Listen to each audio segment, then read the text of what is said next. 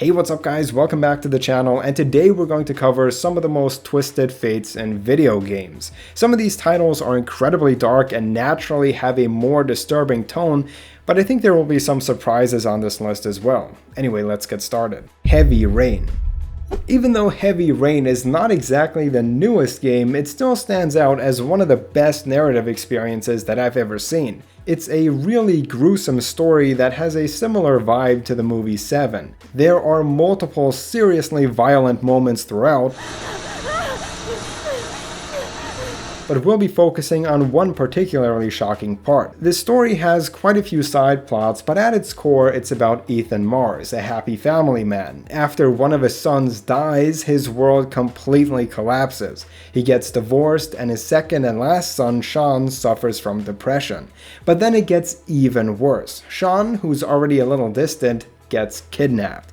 We see that he's in a hole in the ground somewhere that's slowly filling with rainwater, and we have to find him before he drowns. The kidnapper, only known as the Origami Killer, plays a twisted game with us and torments Ethan as much as he can, making him jump through a bunch of hoops to get a few clues as to where his son might be.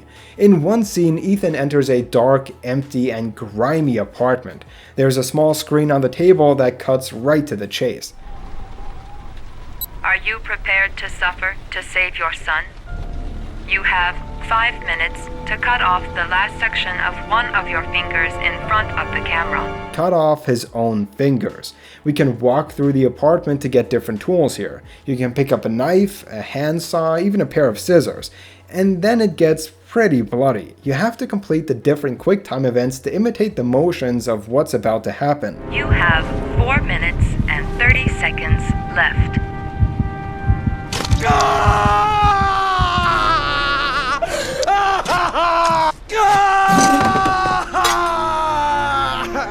So Ethan, with his incredible drive to save his son, decides to brutally saw his own finger off. There are many different choices you can make.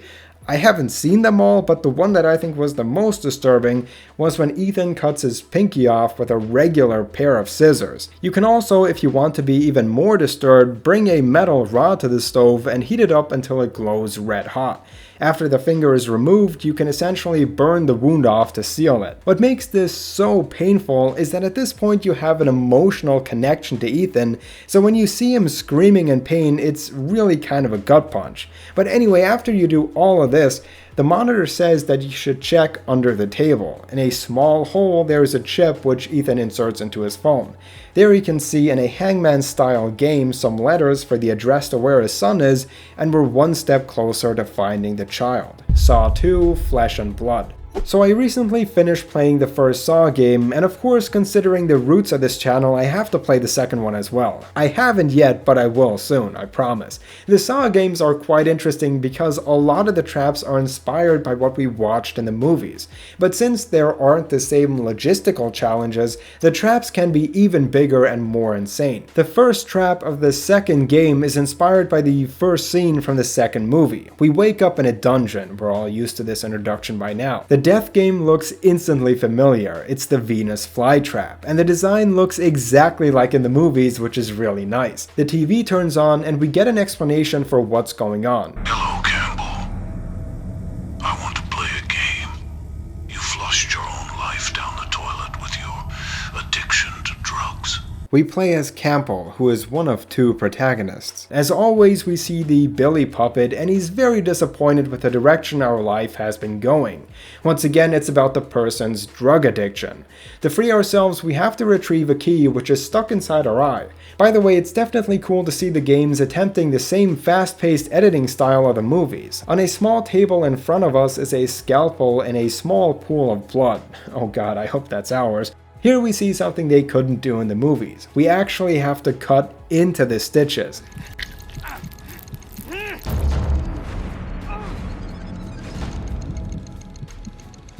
Very quickly, our face begins to look not that great. I mean, it didn't look that good before, but it's definitely worse now.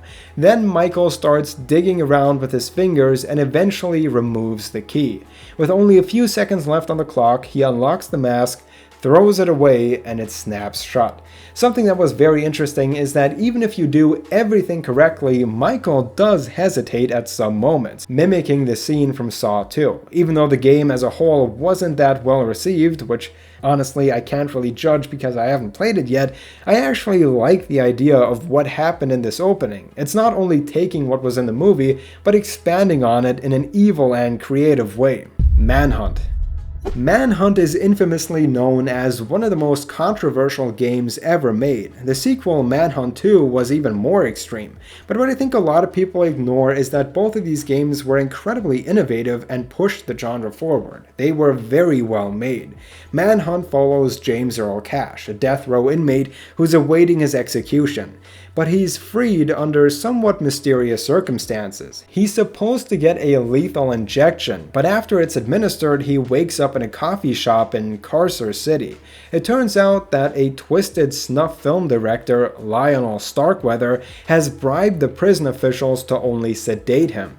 We can hear the director giving us instructions on what to do through an earpiece. Essentially, we're the star of the show, and what we do is recorded on security cameras. We have to kill a bunch of dudes so that Starkweather gets footage for his new film. James is chosen because he's a very violent criminal, but eventually this story takes a sharp turn. Towards the end, Cash manages to break into Starkweather's mansion. Before we can get to him, we see one of the freakiest horror villains I think I've ever seen.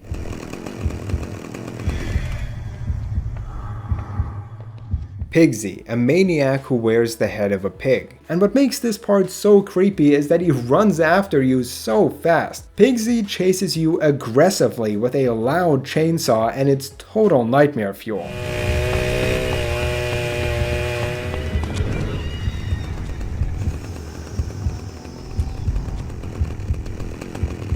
This is only the beginning of the final chapter, and it's already pretty crazy. What we usually do in the game is sneak up on people and kill them with various levels of insane execution methods. But this doesn't really work on Pigsy. He's just too massive, I guess.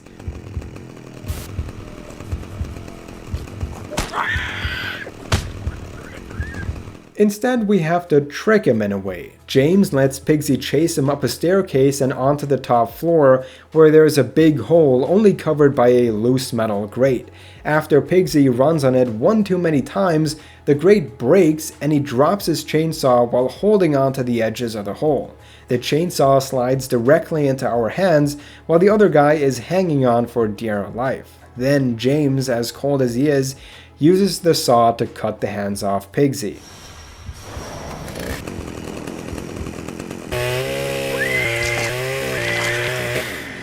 Since this is the top of the building, he falls a long way down until he slams into the floor. It's pretty twisted how we can still see his hands hanging onto the ledge after the cutscene is over. I think it goes to show that even though the game is very extreme, it does have that attention to detail. It's really well done. It's not just that this game is gruesome, but the atmosphere and soundtrack as well really sells it in my opinion. It's so dark and dirty, and that combined with the violence really gives it that sick, twisted feel. It kind of reminds me of that movie 8mm, Tomb Raider 2013. It might surprise a lot of people that a title like Tomb Raider makes this list. If you've played any game in the series, you know it's really more in the action-adventure genre than anything else. But in 2013, after a few years without a new game, the franchise was rebooted with a newer, darker, and more serious tone. The beginning already sets up what we're in for very well. At first, it's more or less what we expect, an Uncharted-style adventure where we head out to a remote island in an attempt to find an ancient secret treasure. But at night, while we're on our ship, the entire thing breaks apart, Titanic style. It gets completely wrecked.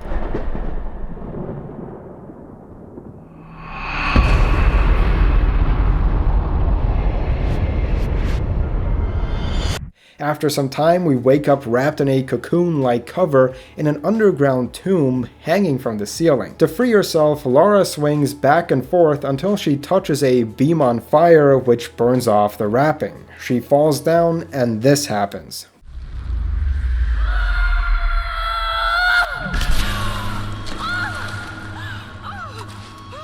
we land right on a rusty steel rod. I remember seeing this back in the day and being kind of surprised because it doesn't really mean anything in the larger story, but it does give you a sense of exactly what we're in for. Our fight for survival on this island isn't portrayed as some fun adventure, but as a more realistic, bloody fight where everything tries to kill us, and this game does not hold back. Throughout the entire game, we engage in very dangerous activities, and when we die, we get some truly insane death animations. When you first play the game and you die, it comes as quite a shock because you're not expecting it, especially from this franchise, which up to now always had a more arcadey feel. But it's an interesting take on the story because it goes further and shows what could actually happen. When you're out in nature completely left to your own devices without proper housing, electricity, other people or anything, it's not a fun little trip, but an incredibly rough and tough experience. That's what Tomb Raider shows very well. There are a few scenes in particular where you really feel just how hard she fights to overcome the obstacles of nature. It's very well seen during the first night where Lara struggles to find some shelter during a storm. Eventually she finds a little place she can call her own underneath a boulder. She manages to make a small fire, but still, it's cold, wet, and she's all alone. Not quite the adventure we're hoping for. So those were some of the most twisted fates in games. Let me know which picks you would have included. I know not all of them were horror games, but I still think they worked very well. Let me know if you guys enjoyed it. As always, smash like, smash subscribe, and I'll see you in the next video. Bye guys.